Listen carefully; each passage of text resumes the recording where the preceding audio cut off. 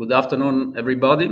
Thank you so much for joining this webinar on fish welfare in fisheries and aquaculture, organized by Friend of the Sea. I am Paolo Bray, I'm founder and director of Friend of the Sea and Friend of the Earth, and director of the international programs for the Dolphin Safe project of the Earth Island Institute. We'll have a question and answer session at the end of the webinar. Just some basic information regarding Friend of the Sea. Started from over 30 years experience on the Dolphin Safe project, which was precursor of all the sustainable fishery certification standards. Friend of the Sea is now a project of the World Sustainability Organization. It is the only standard which, with the same seal of approval, can potentially certify both major seafood origins, fisheries and aquaculture. In 2016, the WSO has launched a parallel project, Friend of the Earth, for the certification of products from sustainable agriculture and farming. Over 1,500 companies in more than 90 or 100 countries, if you consider also the Dolphin Safe project, have products certified by these standards. So a study by Harrison and Hall confirmed that there is a strong relation between our phylogenetic relatedness and our empathy for other group of species. Phylogenesis is the biological process by which a taxon appears. In simple words, the more different from us in size, shape, expression, the less empathic we feel for a certain group of species of animals.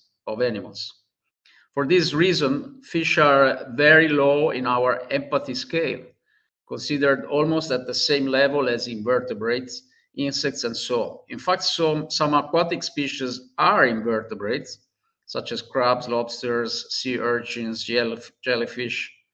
To be selectively empathic to other species based on phylogenetic, however, can be a bit tricky, as it is very subjective. It all depends on what animal you are. It's not based on science. In fact, science is providing with increasing evidence that not only fish, but also other aquatic species have very well developed senses, social life, and intelligence.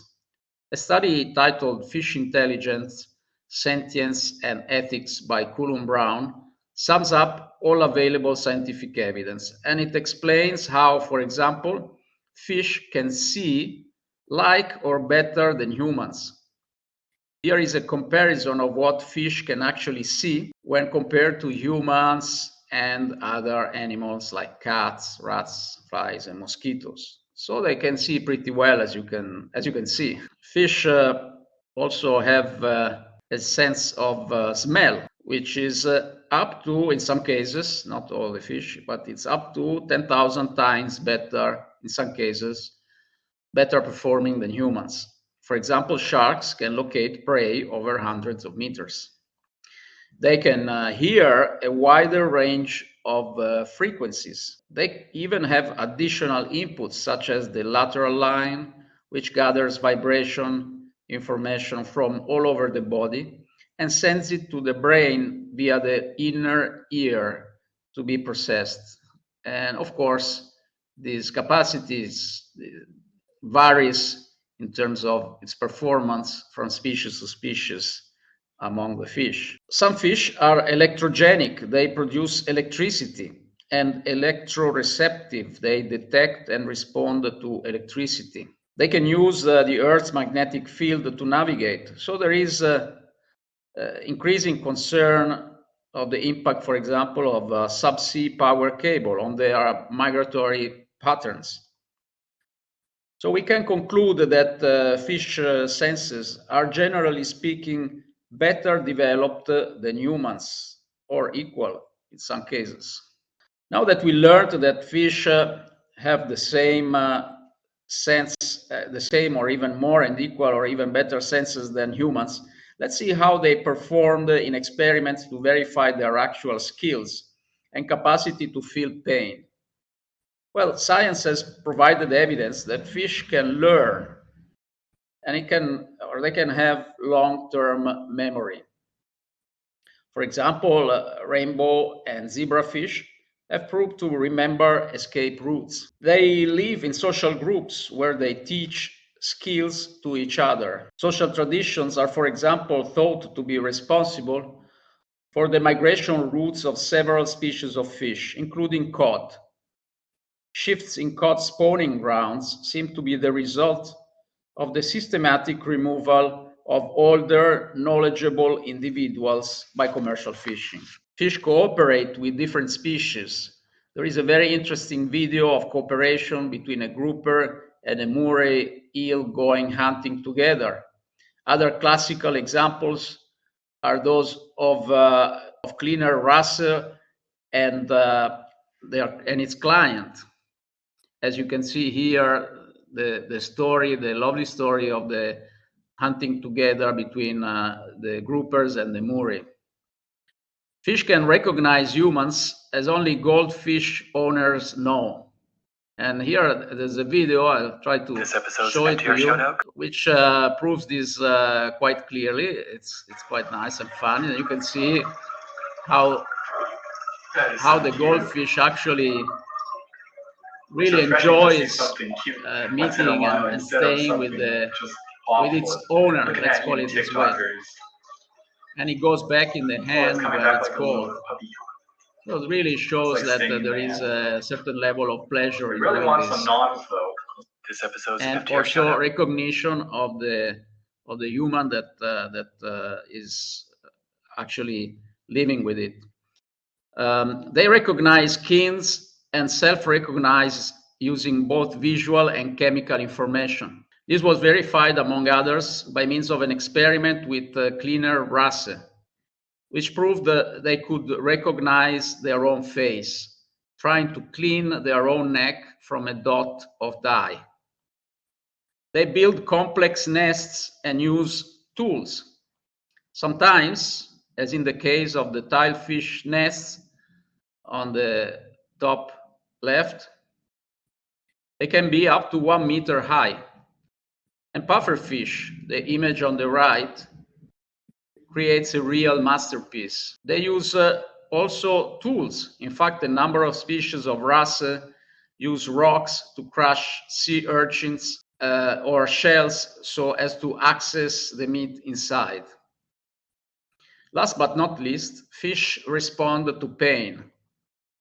Fish have all the hardware associated with pain perception, nociception, and there is scientific evidence that the application of analgesics reduce the symptoms.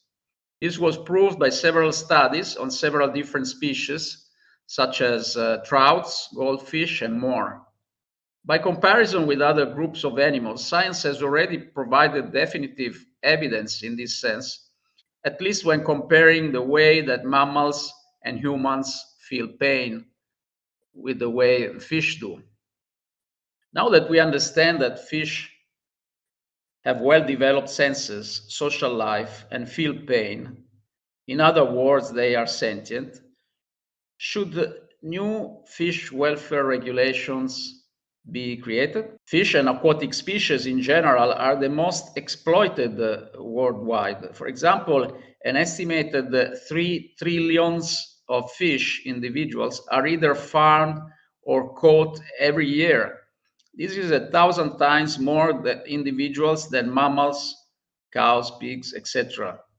Some of them are caught in the wild, so our impact on their welfare implies a certain level of complexity, which is still quite unknown. Fish welfare, together with social accountability, is a subject of increasing concern for consumers. As information spreads on books and media on how also fish feel pain and are sentient, an increasing number of consumers, according to this study, approximately almost 80%, request aquaculture and fishing companies that fish welfare be better protected and respected. This new drive has led the major sustainable seafood standards, like Friend of the Sea, to expand its requirements on fish welfare for aquaculture and soon for fishing. Some studies have been carried out to try and understand consumers' perception and understanding of the problem, positioning, and willingness to pay. I have tried to summarize the results of the several studies that can be found on the web in this table. As one could expect, responses have been different depending on countries, age and sex.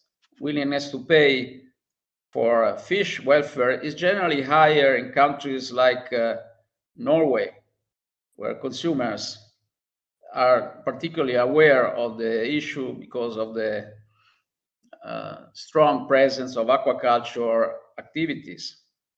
And this is much more, almost double compared to the US, at least according to these studies.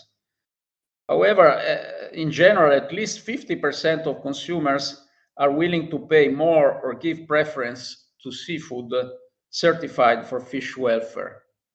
And it would seem they would be willing to pay something between 5 to 50% more compared to conventional seafood. If we look at the various studies, it is possible to estimate that the average willingness to pay more in Europe is somewhere near 14%. For all these reasons, Friend of the Sea has decided back in 2018 to join with other important NGOs and university in a fish welfare project funded by Open Philanthropy to assess current situation in aquaculture and fishing companies, to then develop certification standards and provide support for those companies who wish to improve fish welfare and also raise awareness in the general public about the subject. The first assessment of aquaculture practices involved 51 companies in 12 countries and 24 species. This helped the creation of new Friend of the Sea standards for certification of fish welfare in aquaculture in 2020. 24 species-specific standards have been developed for the species here listed. The standards are comprehensive and cover the hatchery phase as well as the on-growing phase, touching issues such as feeding, handling, transportation, vaccination, grading, starvation, culling, density, and slaughtering. 3 years later, another similar project was started to assess, develop standards, and raise awareness about fish welfare in fisheries this time, not in aquaculture. Each member of the project had its specific role, such as assessing, developing guidelines, provide awareness, develop certification criteria, and that was our task. And so we did. 12 fleets and 4 fishing methods have been assessed so far, and guidelines developed as well as requirements in Friend of the Sea fish welfare standards. These cover various phases of fishing activity, such as prospection, catching, sorting, storing, and stunning, slaughtering. It was clear from the assessment that species react differently to stress during the fishing phase and all these others. Sardines, for example, showed the quickest loss of vitality, while chub mackerel the slowest. Ice decreased vitality faster for all species and reduced stress.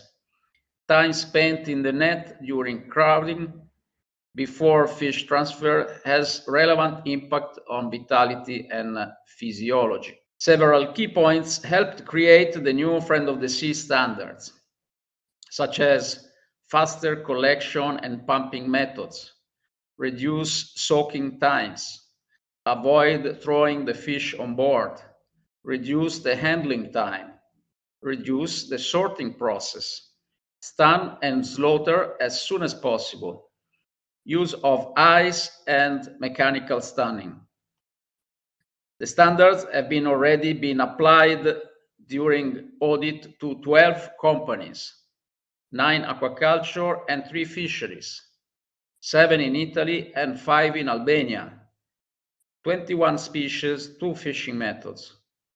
The major nonconformities to be corrected relate to stunning, ice usage, density, harvesting, and transportation. Once certified, the companies will be authorized to use the Friend of the Sea Fish Welfare Verified logo that you can see here on the slide. The project is open to any interested farming or fishing company, and it is possible to access to funding. It's possible, it's not ensured 100%, to funding to support implementation of possible or necessary improvement measures. Contact us to our info@friendofthesea.org email to know more and be part of the project.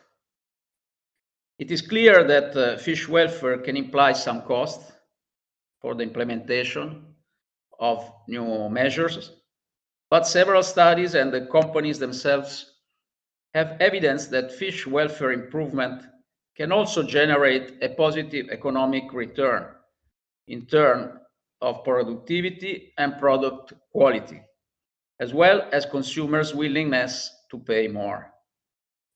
So thank you, and we can now pass to the question and answer, as well as some nice polls that I would like to launch. I get back here and I launch the polls, after which I will answer the questions if there are any questions.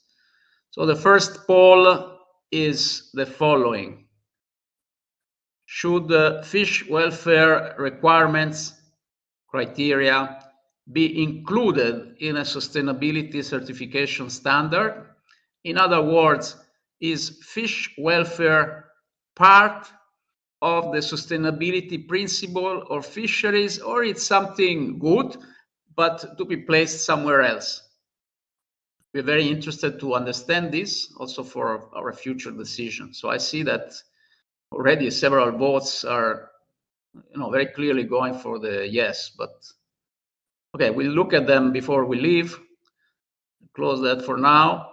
The second question is, what fishing method, according to your judgment, is best for fish welfare? So obviously these have a different impact on the fish.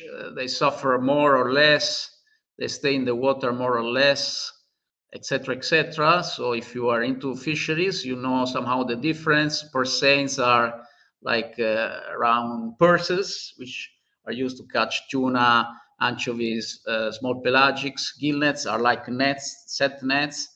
Long line is a very long line with lots of hooks, basically, sometimes kilometers. Hand line is normally shorter and kept at sea for a shorter time. Trawlers can be mid-water trawlers or bottom trawlers. They trawl the sea at different level. Dredges are used for catching clams, for example. Pots more for different type of crustaceans or octopus. Another poll is about is aquaculture in general, according to your opinion, better than fisheries for fish welfare, or vice versa? Or maybe you cannot really compare, you need both. Oh, let me share them with you so you can also see them. Thoughts. Okay, show results to everybody so you can enjoy the results real time. The only one I will not share with you in terms of showing the results, because I'm a bit shy, is in a range from 1 to 5. How do you rate this webinar? So 1 is really bad or not good, and 5 is very good, and so on. Thank you very much. So let me see in the question area if somebody has posed some questions. So, somebody is telling me that the voice is too low. It's a bit late now. Somebody from the team should have told me if it was so. I apologize for that. I'm at the maximum I can provide on my computer, and I really hope that everything is fine.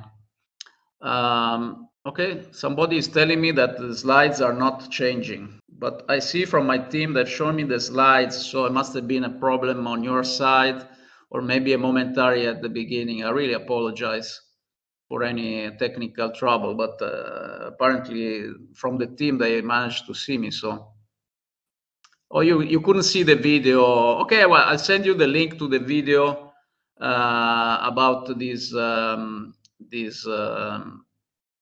goldfish that basically swims pleasantly and plays with its owner's hand inside the home aquarium. That's what I was seeing. I don't know if others managed to see it, but well, I apologize. I could see it. I will send the link to that. So somebody is asking, what is the difference between Tesco aquaculture welfare standard with Friend of the Sea?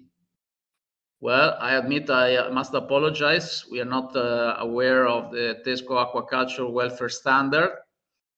What we can do, we have your name and surname, I suppose also your email. We will reply to you with a quick comparison. If Tesco standard is available online, which I suppose it is, we will our technical department will compare the two and we'll get back to you. What I can tell you for sure is that we are the only certification which is for seafood from sustainable fisheries and aquaculture, which is endorsed by the multilateral agreement of the IAF and which is verified by the national accreditation bodies, which verify the work carried out by the certification bodies. So we are really a third-party certification, I suppose, but I would like to see that. Normally, retailers' certifications are kind of self-certification, maybe verified by the third party, but most likely not open to other retailers, to other producers, etc. So there's this difference in terms of the, let's say, the governance has to be taken into consideration. Then we have a question about the second pole depends on species, surely. Okay, so it's probably the second pole is the one about the fishing methods. Yes, of course. I simplified them somehow, but your observation is valid. It depends on the species. Some might suffer more, some less. Exactly. So it's more like a generic opinion, overall opinion. How can one become a Friend of the Sea auditor? Of course, you can again contact us. You have the whole team on the web in our About Us area, so you can contact us and send us your CV. We will forward it to the certification bodies after a brief conversation with you. You need to be qualified according to the certification and accreditation procedure. Aquaculture, why cause aquaculture is somehow controlled system? Okay, so probably you meant that aquaculture is like lower impact for fish welfare because there is a closed system. That somehow makes sense. It's very difficult to estimate, the harm, etc., and the fish welfare of other fish when fishing activity goes on, definitely, because there could be like impact on the habitat itself and therefore indirect impact on the fish welfare of other species because their habitat can be destroyed. So definitely aquaculture has these positive aspects which can be considered. On the other hand, the fish stays the whole life in the aquaculture, so it's somehow, let's say, confined, and so that's why it has to be treated in a proper way so that it has a life as similar as possible to the one that it would have in the wild. But that, I wouldn't want to go too much into detail, but we are open to further discuss after the webinar. When did your standard launch? So the standards, the one about fisheries, is very recent. I think it's basically last year. It has to be perfection, but it can still already be applied.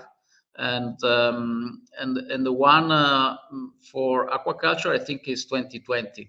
You're asking to deepen the issue related to stunning method, and maybe be possible to receive the presentation. Definitely, you will receive the presentation, and we are able, in let's say, in another context, to get back to you with more details about the stunning method. Definitely, there are also recently some very new studies which have somehow evidenced some news about the stunning methods which were considered to be, let's say, positive, or maybe even more slaughtering methods. And so this has to be dealt with more detail with somebody that is more technical and scientific than I am. I'm more like I have a generic knowledge about all this. But feel free to contact us, and we are open to also provide you with additional information. This is part of our mission to also raise awareness. Hello, do you have plan to invest in Africa for aquaculture? We are not aquaculture producers. We are a certification scheme owner. However, we are open to understand what is your specific interest, and hopefully put you in contact with somebody that has knowledge about this.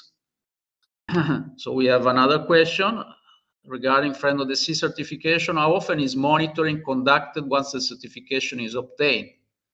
It's a yearly monitoring, approximately. There are some, let's say, exceptions, but fundamentally, it's a yearly monitoring. There are surveillances, renewal audit every year.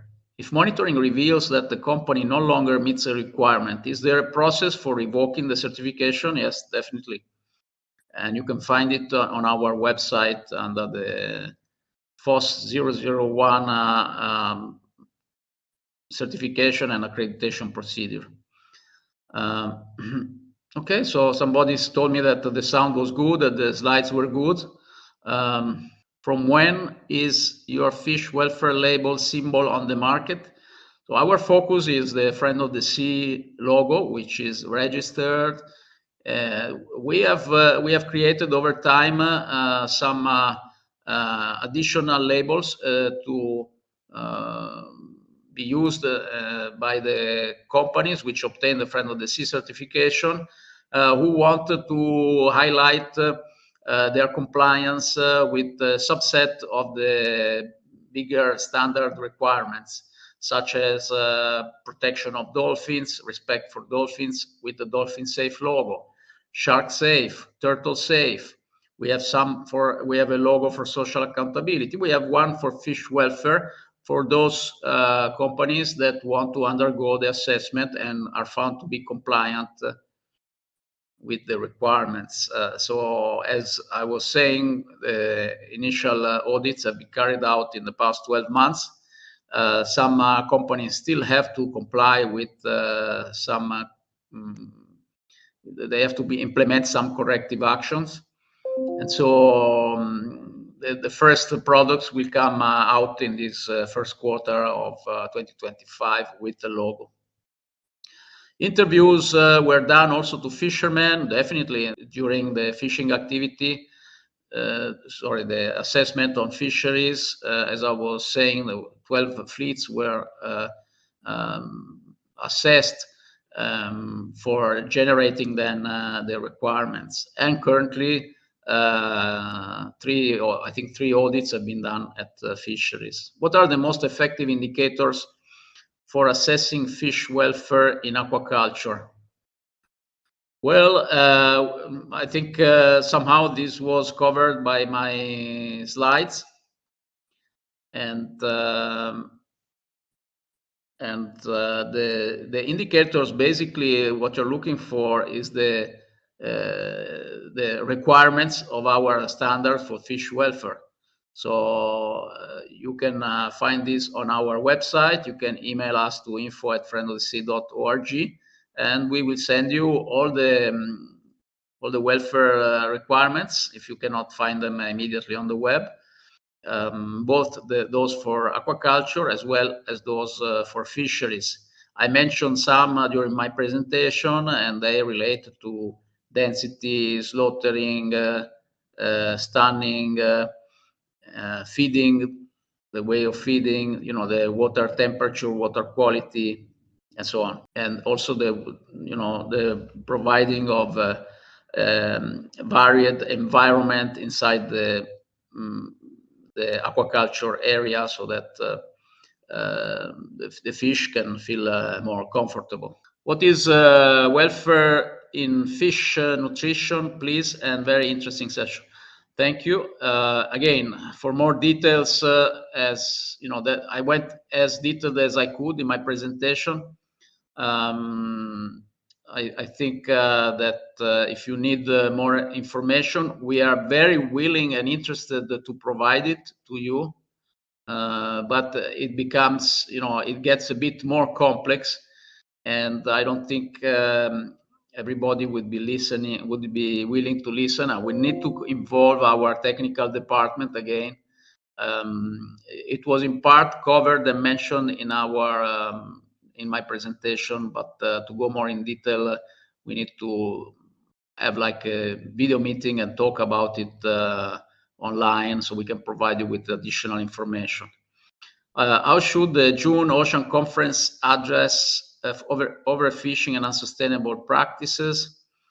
What key recommendations can ensure sustainable fishing while balancing economic growth, ecosystem health, and food security? I'm not so aware about the June Ocean Conference. And the question is more about overfishing and unsustainable practices. Today we're talking more about fish welfare. So I will need to focus on that. I apologize, but again, feel free to contact us. Somebody is asking if you can acquire the certificate. Yes, we will provide the certificate of participation at the end of the webinar, and we send you a copy of the presentation.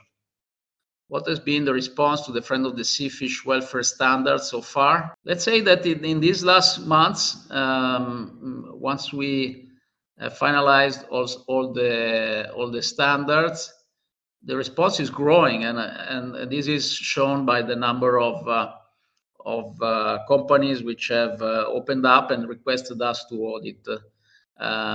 Requested to be audited. It's interesting to notice that the feedback from the auditors has been that nowadays all companies, whether they are aquaculture and also even fisheries, are so much aware of the need to implement fish welfare, in particular because of the return for quality of the fish, for obvious reasons. I would add to that that potentially there is some 10% or something like that potential increase in the price, at least if you manage to target consumers which are specifically aware about these issues. So the response, the feedback is becoming very positive and strong, like something happened in the past 12 months to raise a lot of awareness on all this. And companies are moving in the right direction. And as I said, we have the possibility to try and grant funds to cover the cost of the implementation of the corrective actions or the tools or measures to improve fish welfare. So if you're interested, please feel free to contact us. Somebody is asking from Philippines, and thank you so much because it's very late now over in the Philippines. Thank you so much for your interest. You're asking I just want to ask if there in your place, if you are using fish traps, or here in the Philippines, we call the Tagalog backlot. Well, again, this is a bit technical question, but if you are asking this also in relation to fish welfare, if you want us to, our team, technical team to go more in depth with you over that and to verify if you are qualified for certification for fisheries, I would imagine. Then feel free to contact us. What are your current priorities in the US? Well, about 25% of the companies which have Friend of the Sea certified products are in the US. And that's the main country for Friend of the Sea. Following that is Italy, and then France, UK, Spain, Switzerland, in terms of number of companies. And then every country is important, every company is very important for us. So US definitely is very important, and so we are willing, to work with you if you are operating in the US. Been asked if there are certification to grant the respect of fish welfare. There are some others, the same ones which grant fish welfare for farmed animals. And we are currently the only one which is a real third-party certification verified by the national accreditation bodies as far as Friend of the Sea is concerned. And we have applied already for the recognition also of this part for aquaculture, and we soon apply also for fisheries to be then part of the whole process. So can you share thoughts about the effects of selected fishing and overfishing on fish welfare? Well, obviously, overfishing, as I was saying, is, and in some cases, for some species, up to 60% of the biomass is taken off from the sea. And so there's a problem, there's an issue with the fish welfare of the whole stock.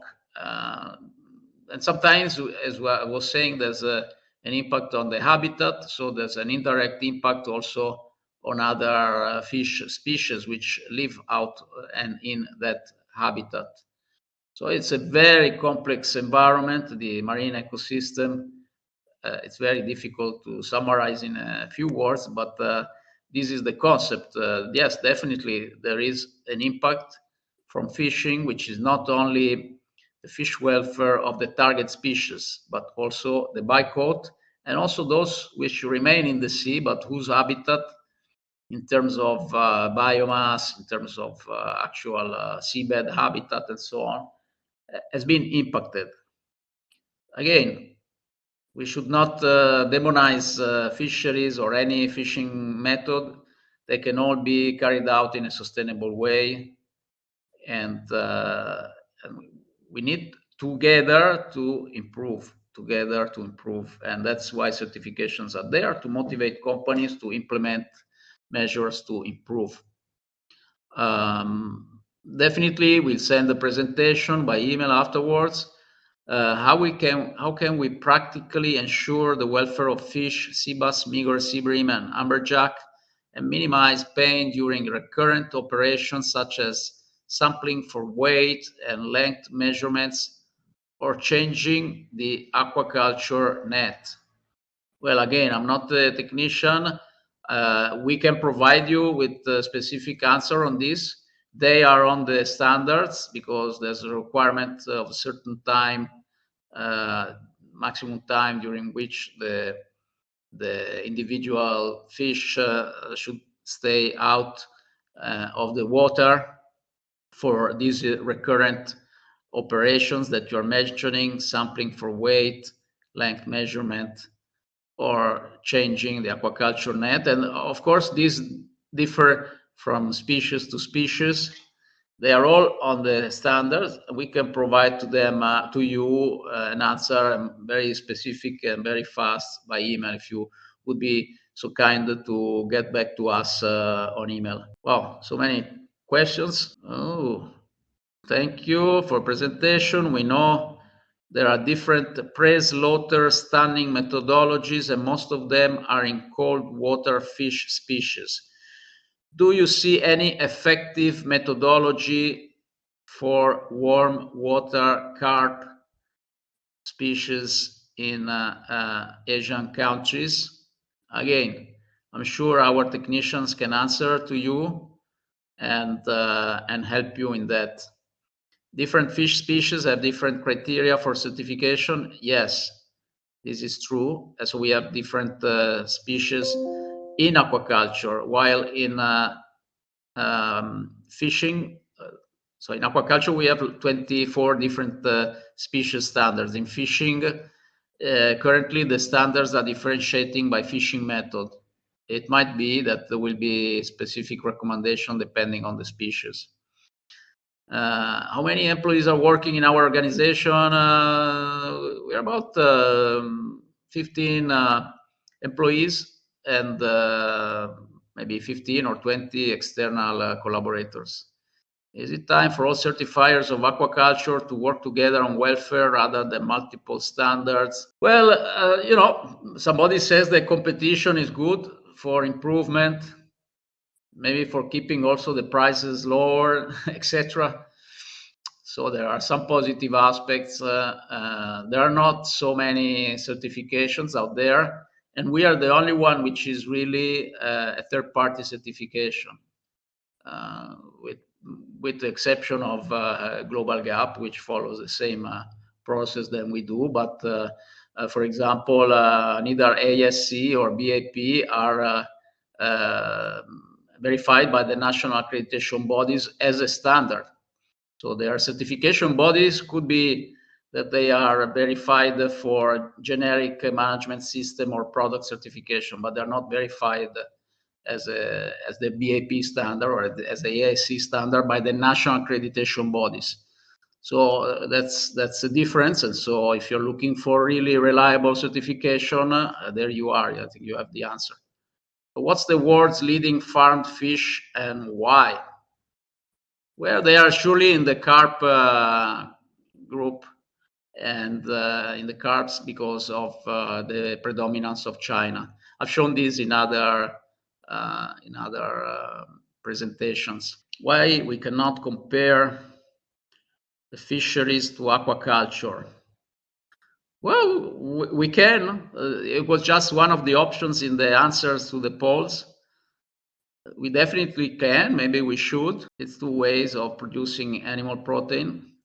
Also, independent checks on farms which are unannounced should be revived.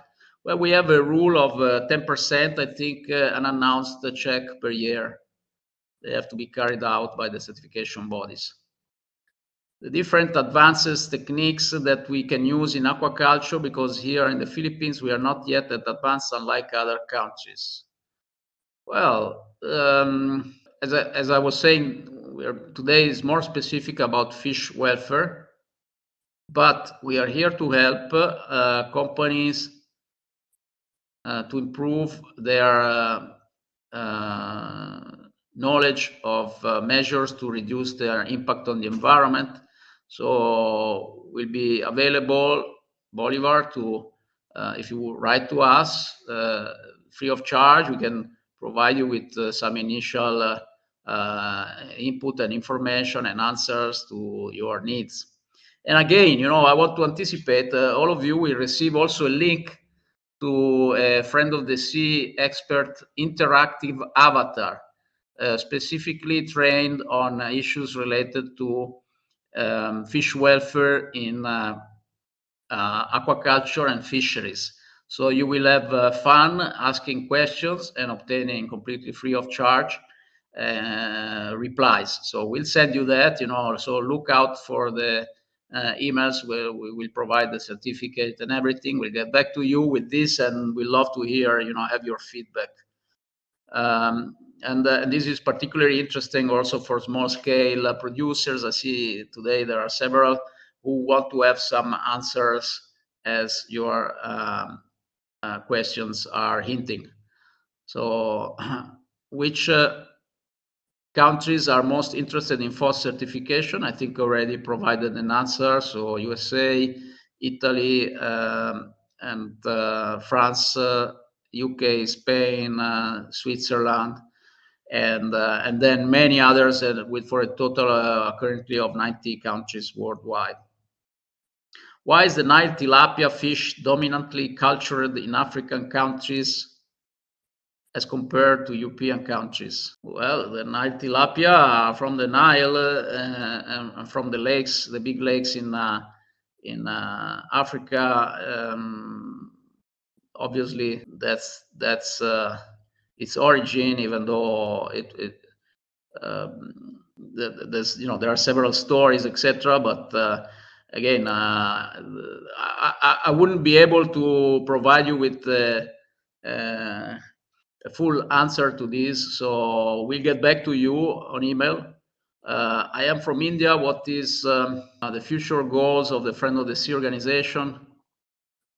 Well, basically, from the start, we've been the only organization of this kind which with the same seal of approval as potentially certified products from both fisheries and aquaculture. There's no other certification out there which with the same seal of approval can certify both. Some are specialized in aquaculture, such as BAP and Global Gap and ASC, and some for fisheries like MSC. We can do both potentially because we believe that consumers don't have time to understand several different certification logos. We are the only one with the consumer-friendly claim, Friend of the Sea, sustainable fisheries, sustainable seafood, while others are mostly acronyms, difficult to understand. So we position ourselves in this way. We've always relied on third-party certification and verification by national accreditation bodies, differently from other certifications. And also we are free of any potential conflict of interest because we have been created by not by the seafood industry, while other certifications out there like MSC was created by Unilever together with WWF, and the ASC was created by industry association, and so goes for BAP, etc. You can check the origin by yourself and make up your mind. But I'm not saying with this that there are conflicts of interest in the others, but we wanted, to be completely independent also in our board, and so that's our position. On top of that, a couple of years ago, we launched and we created the foundation, the World Sustainability Foundation, to support conservation projects in over 40 countries and potentially more, in particular focused on protecting endangered species, aquatic or land species. And so our soul is really very much independent and at the same time conservation oriented. We want in the long term people to recognize the Friend of the Sea logo, immediately connect it to good production practices, sustainable practices, and at the same time to conservation projects. I think I don't want to go much more because please provide your views on how purseaners, as observed by the poll, is better than other fishing techniques. Well, obviously those fishing techniques which keep the caught fish for a longer time with a lot of stress underwater before the slaughtering prolongate, make the suffering longer, and need to improve. They have a reason to be there, and they have pros and cons on other potential impacts. So we are looking now specifically at fish welfare. It would seem, again, one should then look case by case, that per se, being the fishing activity carried out in a matter of an hour or so, depending on the size of the seine, there is a bit less suffering, and that's the main reason. What are the main challenges in ensuring fish welfare in fisheries and aquaculture? Well, it's a complex subject. There are many challenges. We have tried to describe them. Generally speaking, companies change faster when the change helps them save money, reduce costs, or increase the value of the product, or if they are somehow driven by the market pressure and the request of consumers to be certified to demonstrate their willingness to implement fish welfare. And all these factors are somehow converging nowadays with the high cost of resources, energy, water, and other resources, feed, etc. So companies in aquaculture, but also in fisheries, tend to optimize their processes, and in this process, they understand that fish welfare also is relevant, as I described. But of course, there are some costs, there's no doubt. Have you already certified any Atlantic cod farms? We did certify some cod farms for Friend of the Sea, but not yet for fish welfare. How do you compare yourself to the MSC and ASC? I think I've already made this comparison. Thank you. Again, I want to stress the fact that we are all part of the same movement, that there is good in all of us, and there's always space for improvement in all of us. So we are always open to collaborate also with the other organization in a positive way, because we should have like a shared common mission. At the same time, I think there's nothing bad in highlighting some differences. And I'm sure that if you go to their webinars and if you ask them this question, they might bring out some other differences. So we're open also to like one-to-one confrontation if one day that is needed. But again, we have many companies which have other certification, and that's always welcome. We also try to avoid the double auditing. So if you already have another certification, the audit will be swifter because you're already covering some of our, there's overlapping on some of the requirements. Somebody is doing a degree on aquaculture as core subject. It's great to have you here. We appear to be on the verge of ocean collapse with rapid decline in many species. Should we not cut down our fish consumption and develop alternate protein sources? Well, my personal view is that in a matter of 60 years, the world population is going to start declining rapidly by the billions in a few decades because of the reduction in fertility. And we see that already in Italy, in Thailand, in so many other countries worldwide. Basically, everywhere there's a reduction in fertility rate. So this means that there will be less requests for seafood in general. That's hard to imagine, but that's going to happen.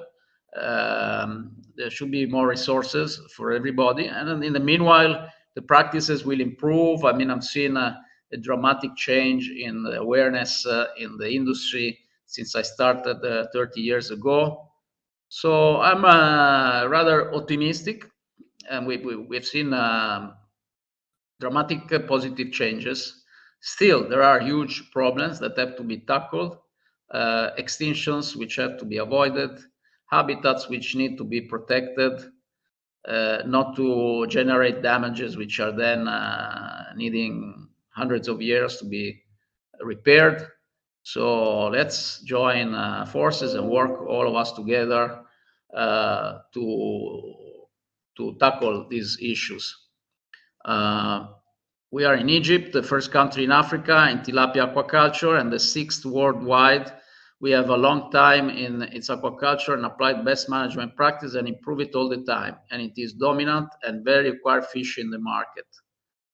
I bet it is. And so, very good. And let's stay in touch. Maybe you're interested in being the first Egyptian company to be certified Friend of the Sea. We have some in Tunisia and other places in Africa, but it would be great to do that. And do you consider practice as adhering to fish welfare standards? Well, generally speaking, yes. I know that our technical team, etc., has considered it, also, and there are some, I believe, some mentions also as potential good practice in the standards. So again, I don't want to overspeak about technical and scientific things, but feel free to contact us and we'll provide more information. Did you try to culture seaweeds? Well, again, we're not producers, but we have a seaweed standard both for harvesting as well as for farming. And we have some companies that have been certified for the seaweed harvesting in particular. So we reached the end of the questions, and it's now 5 o'clock, 1 hour has passed, so we need to close the meeting, but let's look at the results. So the majority of you, 97%, believes that the fish welfare should be included in the sustainability certification standard. So a product, in order to be considered sustainable, must be also sustainable for the welfare of the fish. That's very interesting.